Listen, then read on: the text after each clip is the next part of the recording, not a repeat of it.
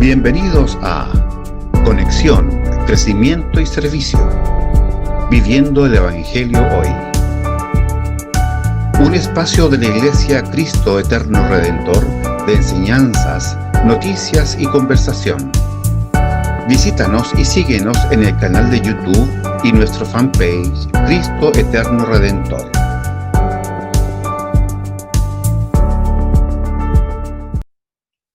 Muy buenos días, amados hermanos, Dios les bendiga. Nos encontramos una vez más en nuestro programa Conexión, Crecimiento y Servicio, Viviendo el Evangelio Hoy. Soy el hermano Juan Aros y estamos estudiando el libro de los Hechos de los Apóstoles. Así que queremos avanzar en este tiempo que vamos a estar juntos compartiendo. Queremos ir avanzando en la historia de la iglesia, en la historia también del apóstol Pablo en esta oportunidad. Así que queremos darle gracias al Señor y quiero que nos acompañen o que me acompañes a orar y pedirle dirección del Señor. Oremos. Padre amado, te damos gracias por tu misericordia, por tu bondad y por tu fidelidad, Señor. Gracias porque nos das este tiempo de poder recibir tu palabra, de poder abrir tu palabra en el libro de los Hechos y recibir, Señor, lo que tú quieres enseñarnos en esta mañana, en este tiempo juntos, Señor. Abre nuestro corazón, abre nuestro entendimiento, háblanos por medio de tu palabra, enséñanos, corrígenos, redargúyenos, Señor, confróntanos también por medio de tu palabra. Que tu Espíritu Santo obre en nuestros corazones, Señor. Necesitamos ser dirigidos, ser ministrados, ser enseñados por ti, Señor. Padre Santo, humillamos nuestro corazón delante de ti para que tú hagas conforme a tu propósito y tu voluntad, Señor. Honramos tu nombre y te damos gracias en el nombre de Cristo Jesús. Amén y amén. Así que aquí estamos una vez más con el libro de los Hechos. Ya vamos al capítulo, estamos en el capítulo 21 ya avanzando y queremos ir avanzando acá ya. Pablo, prisionero de Jesucristo. Y vamos a ir al capítulo 21. Nosotros la semana pasada quedamos en el verso 17, si no me equivoco, verso 16, y queremos ir avanzando en el verso 17 esta semana. Y aquí nos quedamos, recuerden que nos quedamos en Jerusalén. Estuvimos acompañando a Pablo en su camino hacia Jerusalén y las diferentes despedidas que él realizó a lo largo de las iglesias. También vimos las advertencias que a él le estuvieron haciendo mientras él estuvo viajando, pero él siempre confirmó su deseo de llegar a Jerusalén conforme, y él lo dijo también anteriormente, conforme a la voluntad de Dios, sin importar lo que allí le suceda. Así que avanzaremos en esta oportunidad. Dice el verso 17, acá estamos, Pablo ya en Jerusalén. Hechos capítulo 21, verso 17 al 19, dice así: cuando llegamos a Jerusalén, los hermanos nos recibieron con regocijo, y al día siguiente Pablo fue con nosotros a ver a Jacobo, y todos los ancianos estaban presentes. Y después de saludarlos, comenzó a referirles una por una las cosas que Dios había hecho entre los gentiles mediante su ministerio. Ahora nos encontramos con una llegada propicia entonces a Jerusalén. La llegada de Pablo y su equipo fue bien recibida por la iglesia ahí, en Jerusalén. Pablo se presentó ante las autoridades actuales de la iglesia. Jacobo lideraba a un grupo de ancianos. Ellos eran la autoridad en la iglesia en este tiempo. Pablo presenta un informe de su trabajo entre los gentiles, un informe muy detallado.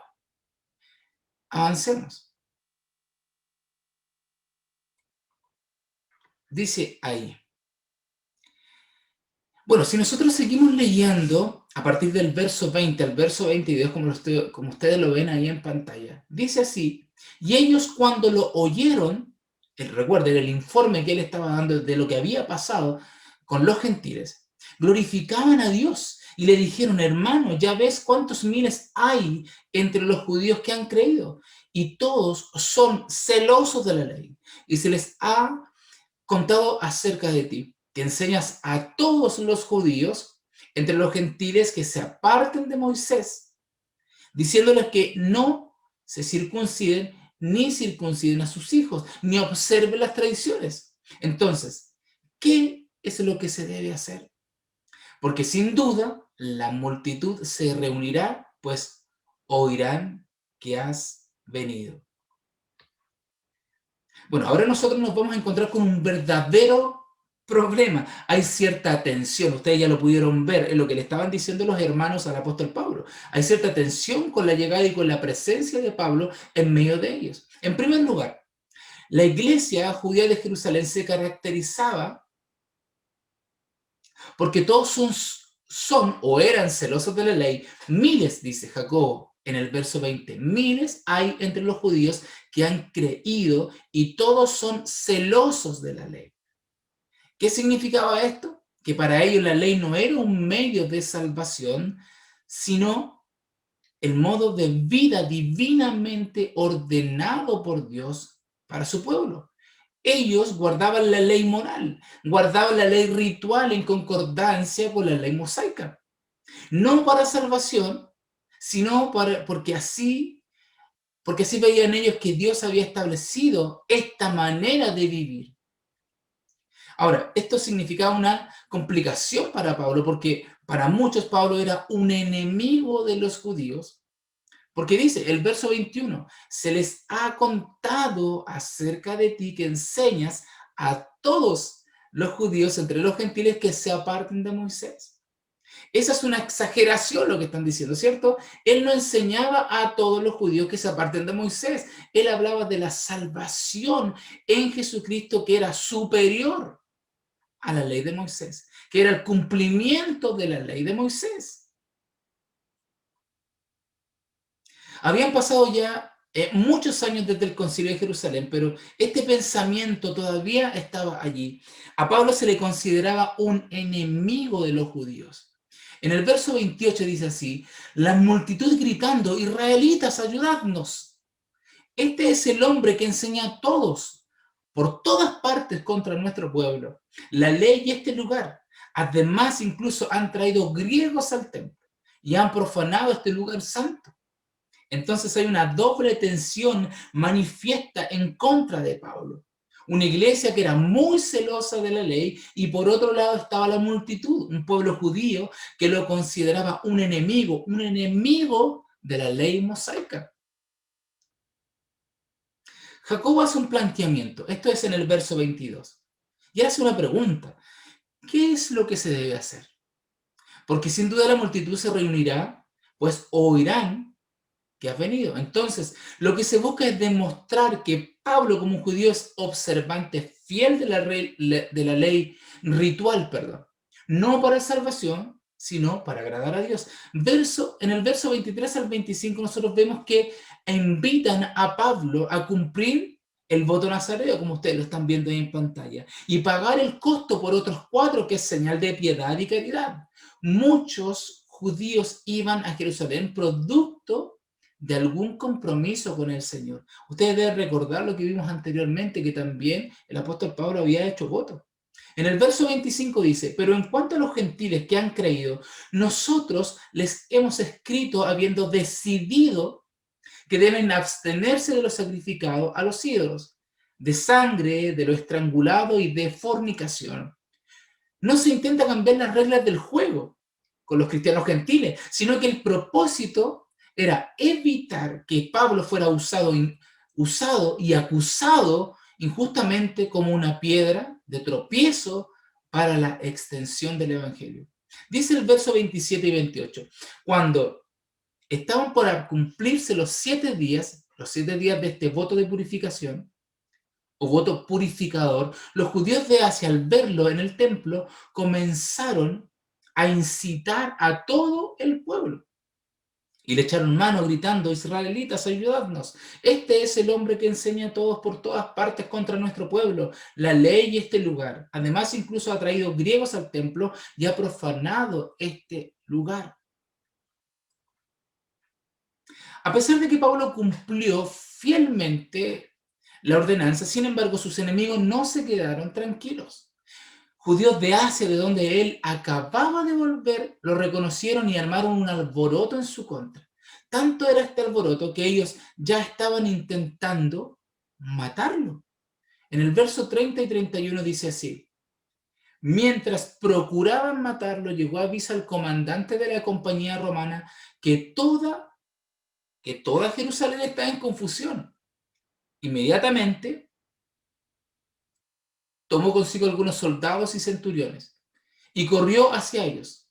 Cuando vieron al comandante y a los soldados, dejaron de golpear a Pablo. La gente entonces quería su muerte. Dice el verso 35 y 36, cuando llegó a las gradas, sucedió que los soldados tuvieron que cargarlo, dice, por causa de la violencia de la turba, porque la multitud del pueblo lo seguía gritando: ¡muera! ¡Muera! Imagínense ustedes, amados hermanos. ¿Solamente por qué? Por predicar el Evangelio, por hablar de Jesucristo el Señor, por hablar con respecto, a la resurrección de Jesucristo el Señor. Entonces, ¿qué es lo que sucede acá? Dice el verso 37 al 40, cuando estaban por meter o para meter a Pablo en el cuartel, dijo el comandante: ¿puedo decirte algo? Y él dijo: ¿sabes griego? Entonces tú no eres el egipcio que hace tiempo levantó una revuelta y capitaneó los 4.000 hombres de los asesinos al desierto. Pablo respondió: yo soy judío de Tarso, de Cilicia, ciudadano de una ciudad no sin importancia. Te suplico que me permitas hablar al pueblo. Cuando le concedió el permiso, Pablo, de pie sobre las gradas, hizo señal al pueblo con su mano, y cuando hubo gran silencio les habló en el idioma hebreo. A él dicen que lo confunden con el egipcio que había levantado una revuelta poco tiempo atrás. Dice la historia que esta revuelta fue muy sangrienta, pero que este egipcio llegó a escapar y nunca lo llegaron a atrapar. Por lo tanto, en este momento, al ver esta revuelta, los romanos pensaron: este es el egipcio que ha vuelto, de manera alguna. Pero Pablo se presenta y le dice: yo no soy esta persona. Por favor, déjame hablarles a la multitud. Pablo presenta una primera de varias defensas que vamos a ver durante este tiempo que vamos a estar viendo desde el capítulo 21 hasta el capítulo 26. Esta primera defensa es delante del pueblo y luego va a presentar otras defensas delante de las autoridades religiosas y también delante de las autoridades políticas. En primer lugar, él presenta una introducción respetuosa. En el capítulo 22, verso 1 y 2 dice así, él dice: hermanos y padres, escuchad mi defensa que ahora presento ante vosotros. Cuando oyeron que se dirigía a ellos en el idioma hebreo, observaron aún más en silencio, diciéndoles: hermanos y padres. Estas son palabras con respeto o de respeto. Luego él narra su origen racial y religioso. Yo soy judío, nacido en Tarso de Cilicia, pero criado en esta ciudad, educado bajo Gamaliel, en estricta conformidad de la ley de nuestros padres, siendo tan celoso de Dios como todos vosotros lo sois. En esta primera afirmación, él lo que está dando a entender: yo no soy el hombre que ustedes han escuchado decir que soy. Yo soy un hombre criado aquí, en esta ciudad, en Jerusalén. Probablemente Pablo llegó de adolescente a Jerusalén, de niño de 12 o 13 años, para ser formado a los pies de este gigante de la ley que era Gamaliel. En estricta conformidad a la ley de nuestros padres, siendo tan celoso de Dios como todos vosotros lo sois. Inmediatamente narra el testimonio de su celo pasado en contra de la iglesia y que nosotros lo vimos anteriormente. Esto está en el capítulo 22, desde el verso 6 al verso 26. Y él nos dice así: y perseguí este camino hasta la muerte, encadenando y echando en cárceles tanto a hombres como a mujeres. de lo cual pueden testificar el sumo sacerdote y todo el concilio de los ancianos. También de ellos recibí cartas para los hombres, perdón, para los hermanos, y me puse en marcha para Damasco, con el fin de traer presos a Jerusalén, también a los que estaban allá, para que fueran castigados. Del verso 6 al verso 21 nosotros vemos con claridad cómo él cuenta la historia de su visita, de su huida a Damasco, cómo se encontró de manera sobrenatural con el Señor. En el verso 8 donde él dice, ¿quién eres? ¿Quién eres, Señor? Yo soy Jesús, el Nazareno, a quien tú persigues. Y toda la indicación del Señor cuando le dice, vete, anda a Damasco. El encuentro con Ananías, como el Señor le dice que él iba a ser constituido como un testigo, que iba a tener que padecer por causa del Evangelio. En el verso 14 y al principio del verso 15 dice, y él dijo, el Dios de nuestros padres te ha designado para que conozcas su voluntad y para que veas al justo y oigas palabra de su boca, porque testigo suyo serás a todos los hombres de los que has visto, de lo que has visto y de lo que has oído.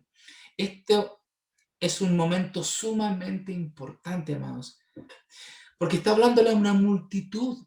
Yo fui criado celoso, yo perseguía a la iglesia, pero yo tuve un encuentro personal con el Señor camino a Damasco, un encuentro sobrenatural que yo no puedo negar. El Señor tocó mi vida y me convirtió en su testigo. Y eso es lo que nosotros tenemos que también tomar para nosotros, lo que Cristo ha hecho, lo que Cristo hizo en nuestra vida, en nuestro corazón, la transformación, una vida nueva. Y tenemos que dar testimonio del encuentro que Cristo provocó para que nosotros le pudiésemos conocer. Dar a conocer el Evangelio de Jesucristo, el mensaje de la gracia, el mensaje de salvación, de la transformación que Jesús ha hecho en nuestra vida. Ahora, aquí sucede algo sumamente importante, porque si nosotros vemos del verso 17 al verso 21, nos encontramos con un evento que es uno nuevo en la historia, un evento que nosotros no conocíamos anteriormente. Dice así, y aconteció que cuando regresé a Jerusalén y me hallaba orando en el templo, caí en un éxtasis y vi al Señor que me decía, apresúrate, sal pronto de Jerusalén porque no aceptarán tu testimonio acerca de mí. Y yo dije, Señor, ellos saben bien que en una sinagoga tras otra yo encarcelaba y azotaba a los que creían en ti. Cuando se derramaba la sangre de tu testigo Esteban, allí estaba también yo dando mi aprobación y cuidando los mantos de los que estaban matando. Pero él me dijo, ve, porque te voy a enviar lejos a los gentiles. Toda acusación por mantener relaciones con los gentiles tendrán que hacérselas al Señor, porque Él fue el que me ordenó ministrarle a los gentiles. ¿Se dan cuenta de la valentía de Pablo? No se está justificando, no está negando los hechos. Él está diciendo, fue aquí, en Jerusalén, en donde el Señor me dijo que yo debía ir a los gentiles. Y fue aquí en Jerusalén, en el mismo templo en donde todos nosotros estamos adorando, que el Señor me dijo que ustedes me iban a poner, que ustedes se iban a poner en mi contra. ¿Se dan cuenta lo que está haciendo el apóstol Pablo? Dando a conocer lo que Dios le había dicho personalmente. Va a haber oposición, Pablo. Lo llevaron al cuartel diciendo que debía ser sometido a azotes. Dice el verso 25, para saber la razón por qué gritaban contra él de aquella manera. Cuando lo estiraron con correas, Pablo dijo al centurión que estaba allí, ¿os es lícito azotar a un ciudadano romano sin haberle hecho juicio? Al oír esto, el centurión fue al comandante y le avisó diciendo, ¿qué vas a hacer? Porque este hombre es romano. Vino el comandante a Pablo y le dijo, dime, ¿eres romano? Y él dijo, sí. Y el comandante respondió, yo adquirí esta ciudadanía por una gran cantidad de dinero. Y Pablo dijo, pero yo soy ciudadano de nacimiento. Entonces, los que iban a someterle a azotes, al instante lo soltaron. Y también el comandante tuvo temor cuando supo que Pablo era romano, porque lo había atado con cadenas. El verso 30 del capítulo 22 dice: al día siguiente, queriendo saber con certeza la causa por la cual los judíos lo acusaban, lo soltó y ordenó a los principales sacerdotes y a todo el concilio que se reunieran, y llevando a Pablo lo puso ante ellos. Nuevamente Pablo continúa donde se quedó en su primera defensa, reafirmando que ha vivido con limpia conciencia delante de Dios y por lo tanto declarando su inocencia de cualquier cargo en su contra delante de las autoridades religiosas. Yo he vivido con limpia conciencia, o sea, no hay nada de lo que ustedes puedan acusarme. Todo lo que yo dije ayer lo confirmo el día de hoy. Y les digo, yo no tengo nada en mi corazón de lo que ustedes puedan acusarme. Él declara su inocencia de cualquier cargo en su contra, de tal manera que inmediatamente hay una reacción. Dice el verso 2, desde el verso 2 al verso 5, y el sumo sacerdote Ananías ordenó a los que estaban junto a él que lo golpearan en la boca. Entonces Pablo le dijo: Dios te golpeará a ti, pared blanqueada. ¿Te sientas tú para juzgarme conforme a la ley y violas la ley ordenando que me golpeen? Los que estaban allí observando dijeron: ¿al sumo sacerdote de Dios injurias? Y Pablo dijo: no sabía, hermanos, que él era el sumo sacerdote, porque escrito está: no hablarás mal de una de las autoridades de tu pueblo. La reacción de Ananías al inicio de su discurso le hizo ver a Pablo que los sacerdotes y el concilio no estaban tan dispuestos a escucharle y a tomar en cuenta sus palabras.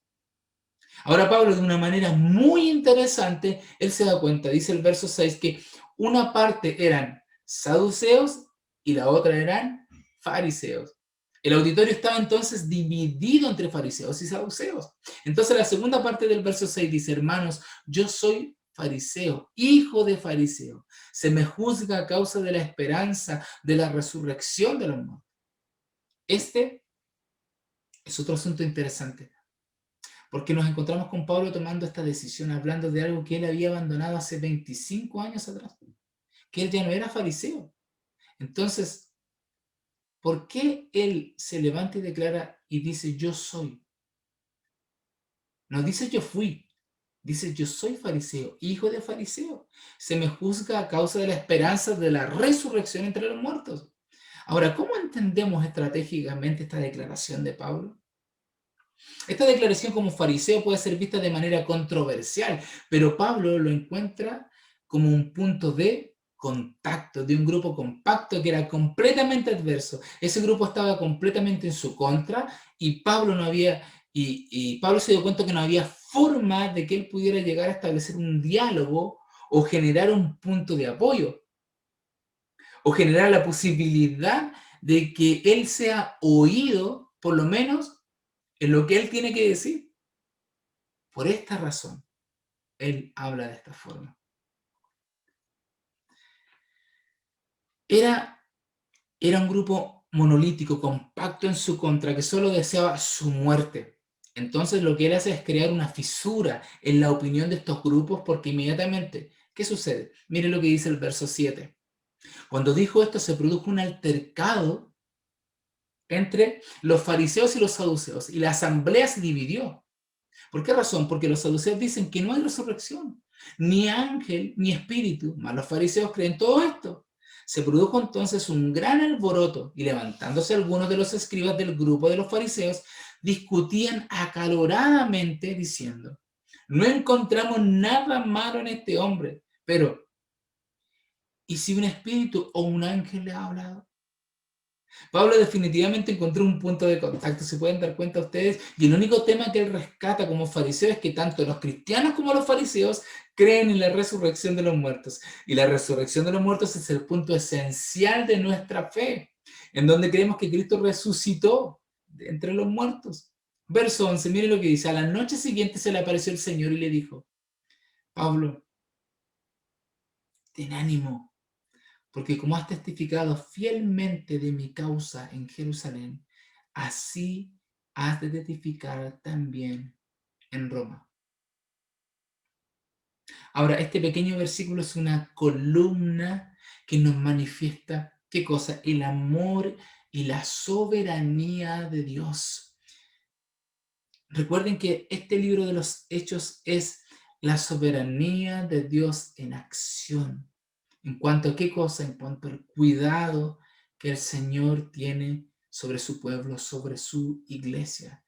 Dios va a cumplir su propósito. Aquí hay una cosa interesante. La reafirmación del Señor fue con su siervo. No fue con Pablo simplemente porque él era el apóstol Pablo. Fue con su instrumento. Tú has sido fiel, le dice. Ten ánimo, porque como has testificado fielmente de mi causa en Jerusalén, así es de testificar también en Roma. O sea, no te preocupes, Pablo, tu vida no está en peligro. Yo tengo en mi mano tu vida y tú no vas a morir en esta situación. Tú has sido fiel conmigo, yo soy fiel contigo, Pablo. Esta es una tremenda afirmación. Dice el capítulo 24. Y vamos a adelantarnos un poco, vamos a ir al verso 27, dice, pero transcurridos 2 años, Porcio Festo llegó como sucesor de Félix y deseando hacer un favor a los judíos, Félix dejó preso a Pablo.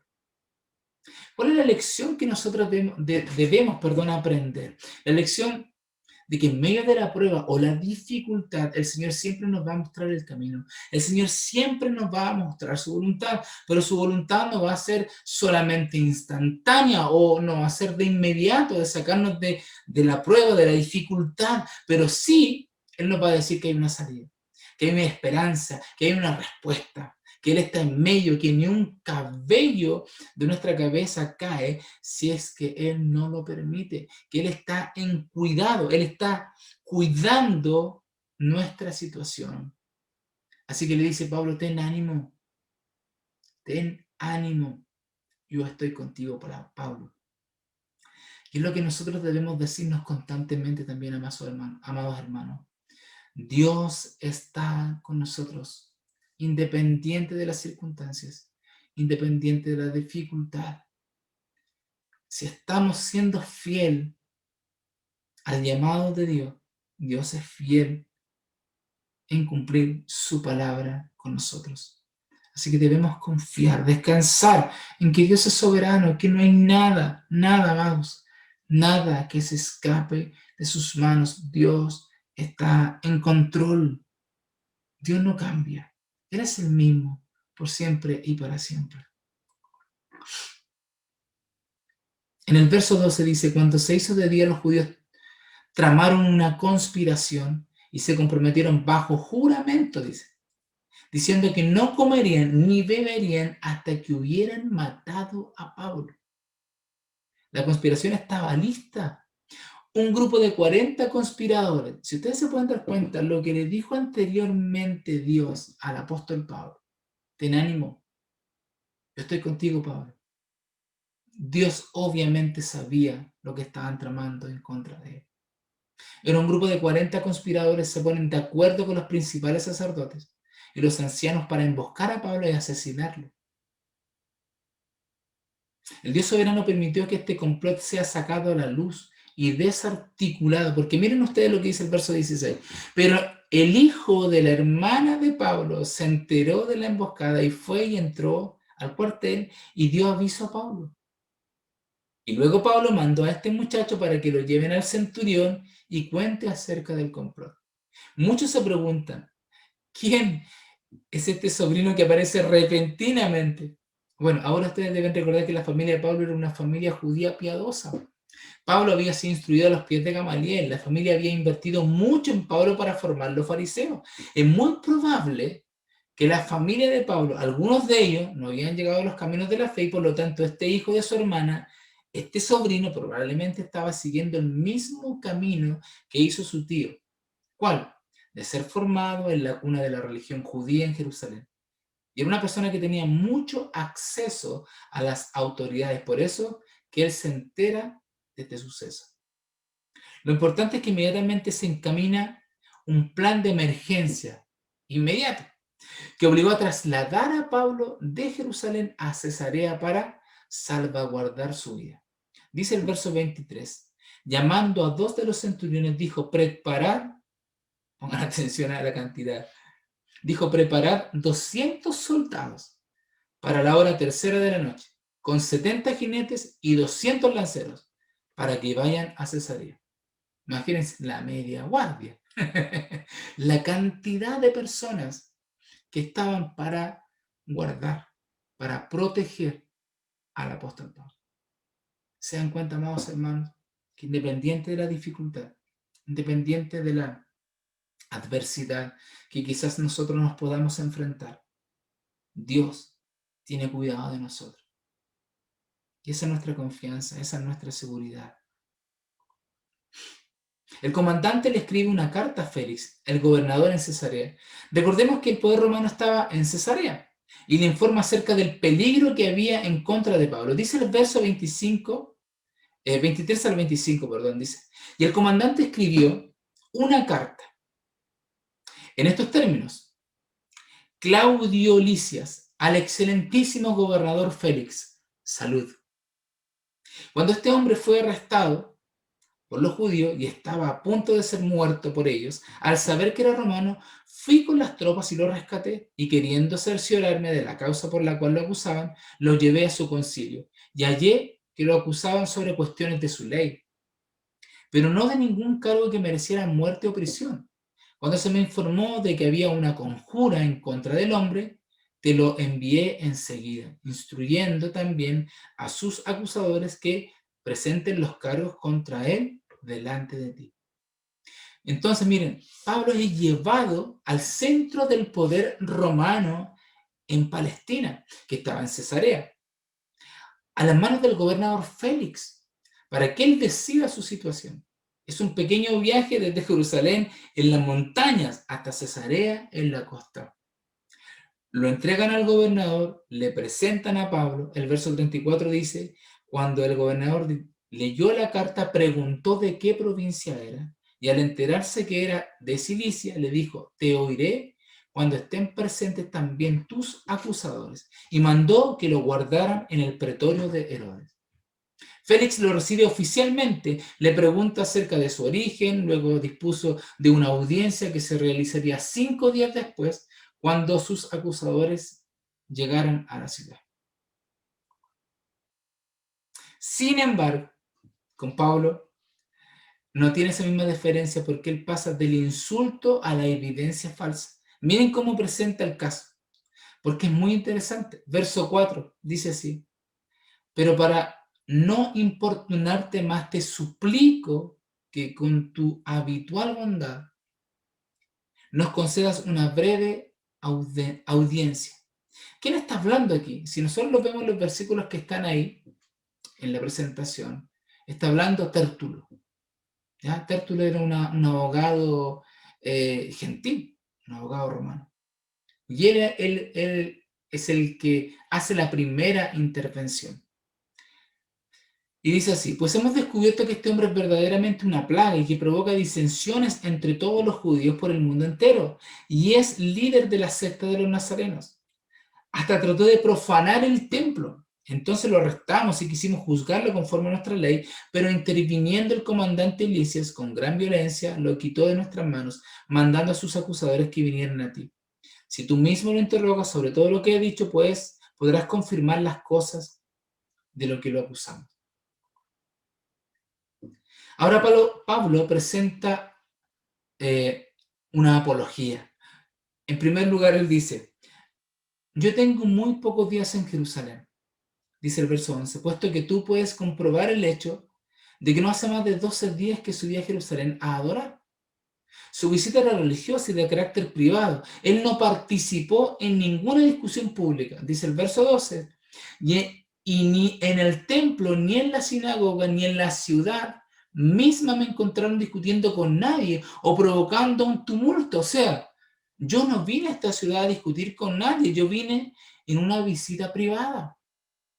Dice el verso 13, ni tampoco pueden probarte de lo que ahora me acusan, pero de lo que sí admite es su cristianismo, su servicio, su esperanza en la resurrección y su limpia conciencia. Recordemos que un testigo nunca puede negarse como un testigo del Señor. El verso 14 dice, pero esto admito ante ti, que según el camino que ellos llaman secta, yo sirvo al Dios de nuestros padres, creyendo todo lo que es conforme a la ley y que está escrito en los profetas, teniendo la misma esperanza en Dios, que estos también abrigan, de que ciertamente habrá una resurrección tanto de los justos como de los impíos. Por esto yo también me esfuerzo por conservar siempre una conciencia irreprensible delante de Dios y delante de los hombres. Él nuevamente dice, yo he venido en un viaje de carácter privado, dice el verso 17, y después de varios años he venido para traer limosnas a mi nación y a presentar ofrendas, haciendo lo cual me encontraron en el templo, después de haberme purificado, no con multitud, ni con alboroto, pero estaban allí ciertos judíos de Asia, y que deberían haberse presentado aquí ante ti y acusarme si tuvieran algo contra mí. O si no, que estos mismos digan qué delito encontraron cuando comparecí ante el concilio, a no ser por esta sola declaración que hice en alta voz mientras estaba entre ellos. Por la resurrección de los muertos soy juzgado hoy ante vosotros. O sea, nuevamente él reafirma su convicción. Ahora Félix pospone el veredicto, dice el verso 22. Entonces Félix, conociendo con mayor exactitud acerca del camino, pospuso el fallo, diciendo, cuando venga el comandante Lisias, decidiré vuestro caso. Y dio órdenes al centurión de que guardara a Pablo bajo custodia, pero con alguna medida de libertad, y que no impidiera a ninguno de sus amigos que lo sirvieran. Dice el verso 24 y 25 del capítulo 24. Pero pocos días más tarde llegó Félix con Drusila, su mujer, que era judía, y mandó traer a Pablo y lo oyó hablar acerca de la fe en Cristo Jesús. Y al disertar Pablo sobre la justicia, el dominio propio y el juicio venidero, Félix, atemorizado, dijo, vete por ahora, pero cuando tenga tiempo te mandaré a llamar. ¿Se pueden dar cuenta ustedes de algo que está pasando aquí? ¿Cómo Dios está llevando esta situación? ¿Para qué? Para que Pablo pudiese ser testigo del Evangelio a las autoridades. En primer lugar, miren ustedes, este famoso Félix, él había sido un esclavo que había alcanzado los más altos niveles en las esferas políticas porque él, a través de diferentes matrimonios, él había conseguido estos lugares. Félix se había casado con esta muchacha que se llamaba Drusila, y ella era hija de Herodes Agripa I y hermana de Herodes Agripa II, o sea, que ya se había relacionado con la misma realeza judía. Lo interesante de todo esto es que Pablo, el primer tema que él trata con Félix es el tema de justicia.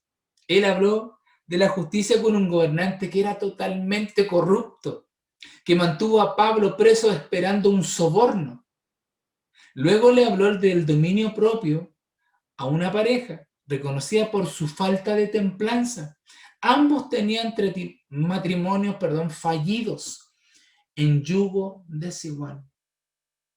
¿Se pueden dar cuenta cómo ellos están recibiendo la palabra de Dios, siendo confrontados por el Evangelio en su propia casa? En el capítulo 25, nosotros nos encontramos con su llegada, un gobernador nuevo que inmediatamente parte, aquí estamos hablando de Festo, ¿cierto? Que parte a Jerusalén para una visita protocolar. Había pasado ya más de 2 años, pero las acusaciones en contra de Pablo estaban frescas todavía. Los principales sacerdotes y los judíos más influyentes les presentaron acusaciones contra Pablo e instaban a Festo pidiéndole contra Pablo el favor de que lo hiciera traer a Jerusalén, preparando ellos mismos al mismo tiempo una emboscada para matarlo en el camino. Nuevamente, las falsas acusaciones continúan. Dice el verso 7, cuando éste llegó, lo rodearon los judíos que habían descendido de Jerusalén, presentando contra él muchas y graves acusaciones que no podían probar. Mientras Pablo decía en defensa propia, no he cometido ningún delito ni contra la ley de los judíos, ni contra el templo, ni contra el César. Entonces Pablo declaraba su inocencia en los 3 cargos principales. ¿Se pueden dar cuenta ustedes? Ahora, con un solo día en la gobernación, Festo no podía ganarse enemigos poderosos tan rápidamente. Sin embargo, Pablo era un ciudadano romano y merecía ser tratado con respeto. No me voy a poner en contra de los líderes religiosos judíos, dijo. Entonces, tratando de lavarse la mano, le pregunta a Pablo si es que estaría dispuesto a volver con él a Jerusalén para ser juzgado. Dice el verso 9, pero Festo, queriendo hacer un favor a los judíos, respondió a Pablo y dijo, ¿estás dispuesto a subir a Jerusalén a ser juzgado delante de mí por estas acusaciones? Entonces Pablo respondió, ante el tribunal de César estoy, que es donde debo ser juzgado. Ningún agravio he hecho a los judíos, como también tú bien sabes. Si soy pues un malhechor y he hecho algo malo o algo digno de muerte, no rehúso morir. Pero si ninguna de esas cosas de que estos me acusan es verdad, nadie puede entregarme a ellos. Apelo al César. Entonces Festo, habiendo deliberado con el consejo, respondió, al César has apelado, al César irás. Entonces las mismas autoridades habían complotado en su contra. 2 años después seguían con la misma intención. Las acusaciones eran vanas, vacías, no había nada nuevo.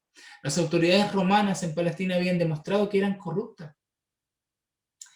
¿Qué se podía esperar? ¿Qué podía hacer Pablo? Solamente apelar a César. Ahora muchos se preguntan, ¿por qué apelar al emperador? En primer lugar, nosotros tenemos que descubrir que este no es un acto de cobardía, sino una manifestación de la seguridad de su inocencia. Cuando el ciudadano romano apelaba al César era porque él consideraba que el juicio que se había realizado en su contra no era justo. Entonces él estaba seguro, convencido de que él estaba haciendo lo correcto. Ahora, muchos se han preguntado, ¿el emperador en ese momento era Nerón? Entonces, ¿apelar a Nerón por justicia? Esa es la pregunta. Bueno, nosotros debemos saber que no era Nerón el que específicamente hacía la justicia en ese momento. Uno apelaba al César, pero no era el César el que resolvía directamente. Sin embargo, en estos primeros años de Nerón, Nerón se caracterizó por tener un reinado aparentemente justo. Debemos recordar que Séneca, uno de los más grandes filósofos de la época romana, era justamente su principal asesor en todos los temas de política y de gobierno. Por lo tanto, él estaba gobernándose o teniendo un gobierno bien, bueno, justo, hasta que le ordenó a Séneca que tome veneno y muera. Entonces, de ahí empezó la debacle de Nerón. Pero hasta ese momento estaba actuando con justicia, perdón.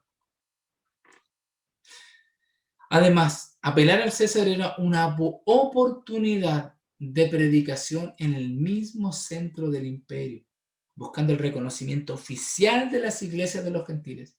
Ahora, este tiempo en prisión no fue un tiempo de castigo, no fue un tiempo de confinamiento. En este tiempo se produjeron las epístolas de las prisiones. La epístola a los filipenses, los colosenses, a Filemón. Entonces fue un tiempo importante en la vida del apóstol. Esta apelación al César era providencial. Dios lo había permitido. Y nosotros podemos y debemos dar gracias a Dios que tenemos estas cartas para nosotros, para poder aprender. Dios obrando a través de la vida de Pablo para edificar su iglesia. Pablo dice allí en su carta a los filipenses, y ahí ustedes lo tienen en pantalla, que fue escrita en Roma.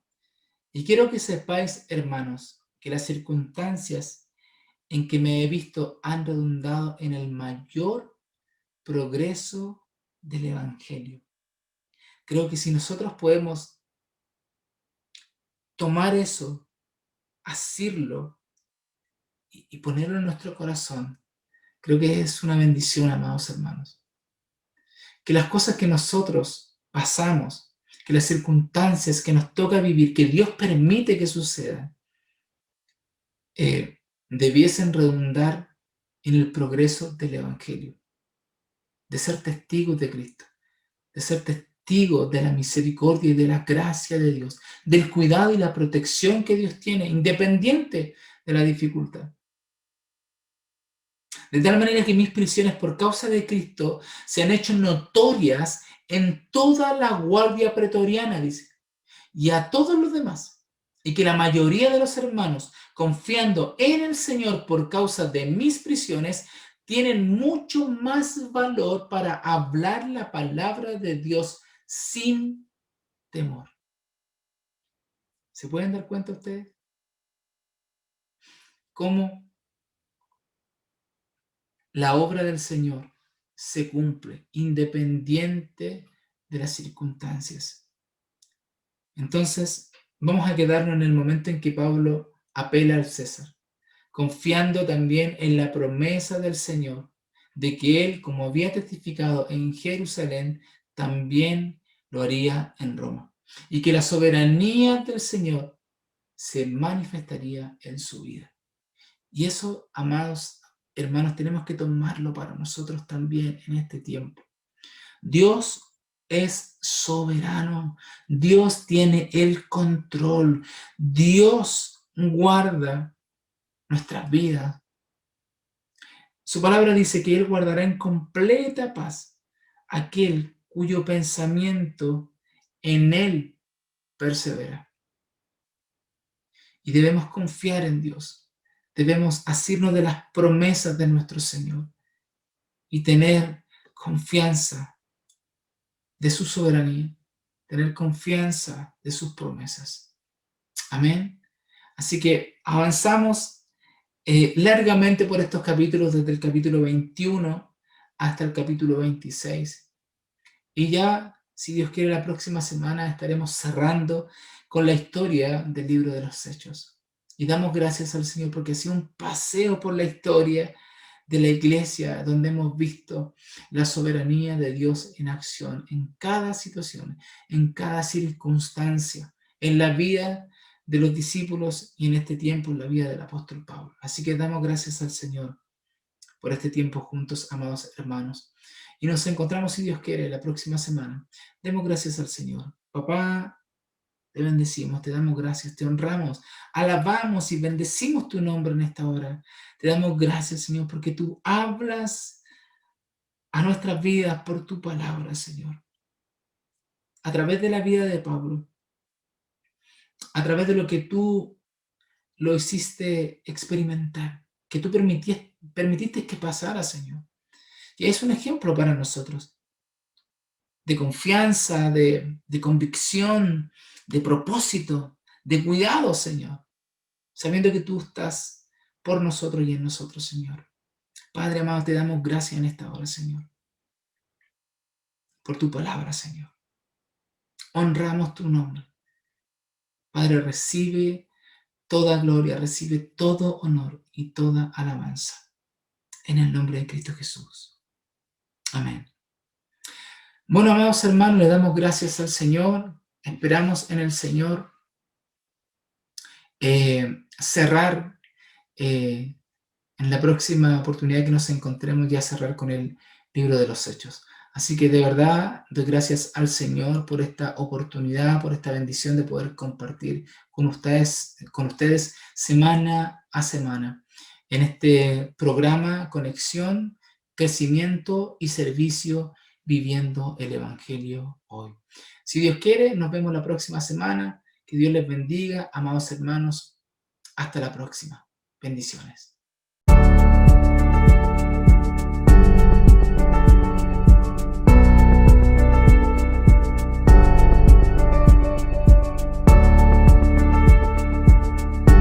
Bienvenidos a Conexión, Crecimiento y Servicio, viviendo el Evangelio hoy. Un espacio de la Iglesia Cristo Eterno Redentor de enseñanzas, noticias y conversación. Visítanos y síguenos en el canal de YouTube y nuestro fanpage Cristo Eterno Redentor.